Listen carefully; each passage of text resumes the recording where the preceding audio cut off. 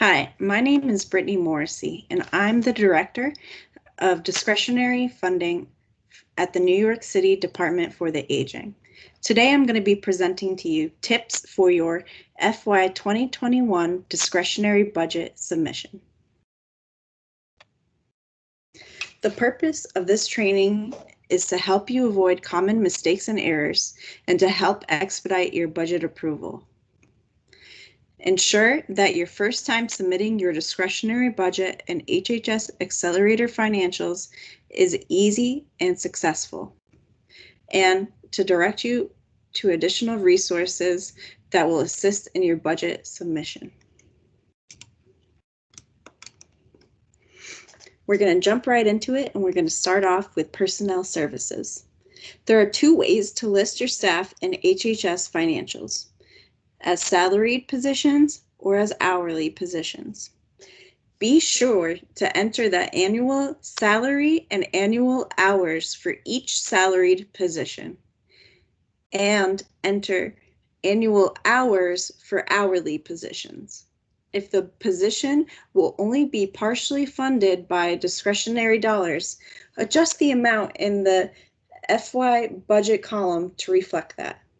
The percent city funded column is automatically calculated.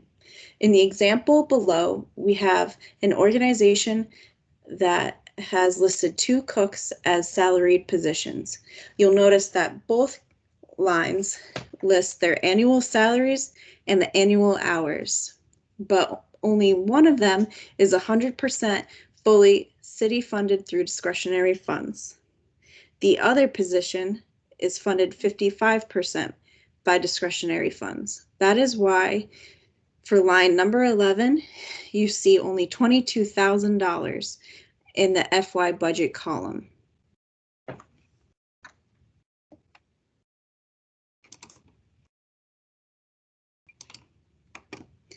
Next, onto personnel services fringe.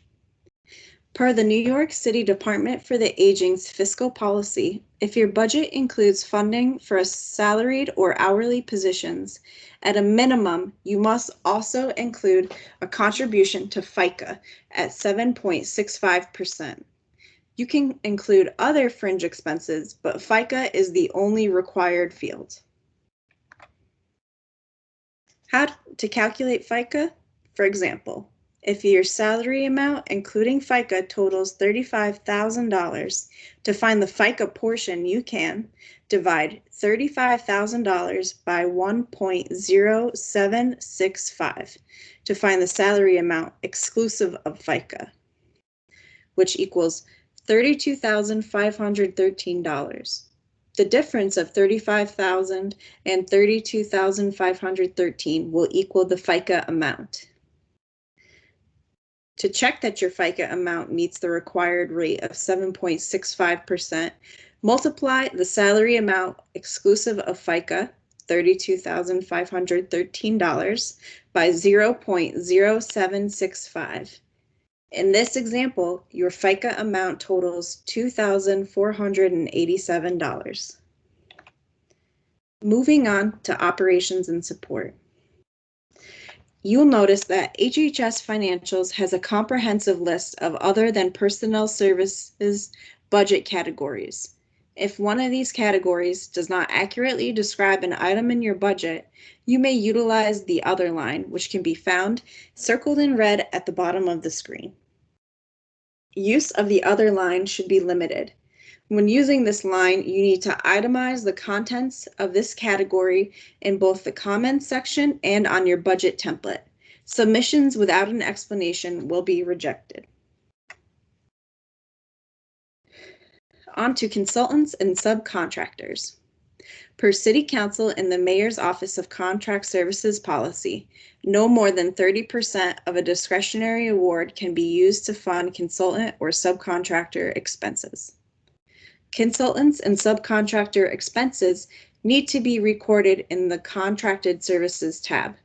Please do not record any of these expenses in the Personnel Services or Professional Services tab. You will see from this picture, we are showing the Contracted Services tab and the Consultants and Subcontractor lines. Please do not put any consultant or subcontractor funds into the vendor OTPS contracted services category. And lastly, don't forget to upload the completed required documentation for consultants and subcontractors. Without these completed forms, your budget cannot be approved to include consultant or subcontractor expenses. Moving on to indirect rate and program income. Your organization may include an indirect rate of up to 10% in your discretionary budget. If you have an approved ICR from the city implementation team, you may use that rate instead. This tab, the indirect tab, shows the indirect rate and program income. Please note that you should not include program income anywhere in your budget, which also includes on the program income tab. So, how do you calculate indirect? For example, if your award amount totals $75,000 and your indirect rate is 10%, to find the indirect total, you can divide 75,000 by 1.10 to find the direct amount, $68,182. The difference of 75,000 and $68,182 will equal the indirect amount. To check that your indirect amount meets the 10% indirect rate, multiply the direct amount, that's $68,182, by 0.10. In this example, your indirect amount totals $6,818. Moving on to the Services tab, specifically to speak about days open. In addition to entering the number of service units, you need to enter the total number of days that your organization is open in fiscal year 2021, which covers calendar days July 1st, 2020 through June 30th, 2021. This field captures vital programmatic information. Please do not enter 365 for days open, as programs are generally not open during holidays and weekends. Lastly, your service units listed on HHS financials should match those listed on your DFTA FY21 contract budget and scope of services form. This form needs to be completed and submitted on Passport in order for your contract to be registered. And we all know a registered contract is required in order for you to be paid.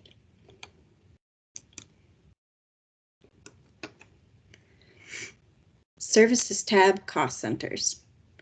Cost centers are groups of services and funding in which line item categories must be allocated. These categories can consist of a single service or a group of services. Cost centers can be viewed as mini budgets within the larger budget. And here we have an example of the cost center grid. The FY budget column in the cost center grid must equal your exact total budget, or you will not be able to submit your budget. Additionally, please do not enter any dollars into the days open cost center.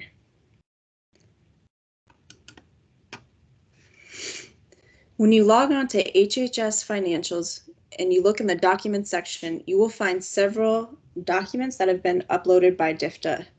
These documents are here to assist and sometimes are required for your budget submission. The first document is the DFTA FY 2021 Discretionary Policies for Budgeting and Invoicing. This guide highlights important discretionary policies that should be considered prior to submitting your budget. Entailed in this document, you will find links to the Provider Guide to Managing Budgets in HHS Accelerator, the Provider Guide to Managing Invoices in HHS Accelerator, and copies of Exhibit B and the Exhibit B cover sheet. You will also find that the DFTA FY 2021 Discretionary Budget template has been uploaded for you. This template will list all your discretionary awards which comprise your organization's current contract or contracts. On this template, you must explain how planned expenses meet the purpose of funds for each award. Your budget cannot be approved without this completed form, as it is critical in supporting DFTA with its review of your budget.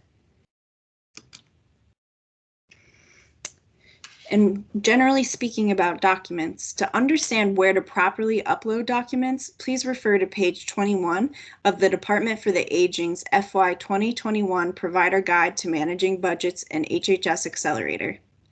Uploading a document such as your budget template in the incorrect area could result in your budget being returned for revision and further delay of your budget approval. DFTA will not accept email submissions of documents that should be uploaded to HHS financials. In the image on the right, you will see the number 38, which is located next to the Documents tab, and you can upload and you can also view documents here. To fully understand how to utilize this tab, please refer back to that Provider Guide to Managing Budgets in HHS Accelerator. And one last helpful hint before we move on. Save your documents to be uploaded to HHS financials with your organization's name and its title. This will help you make sure that you are not uploading the original document or, for example, the original budget template that had been uploaded by DFTA.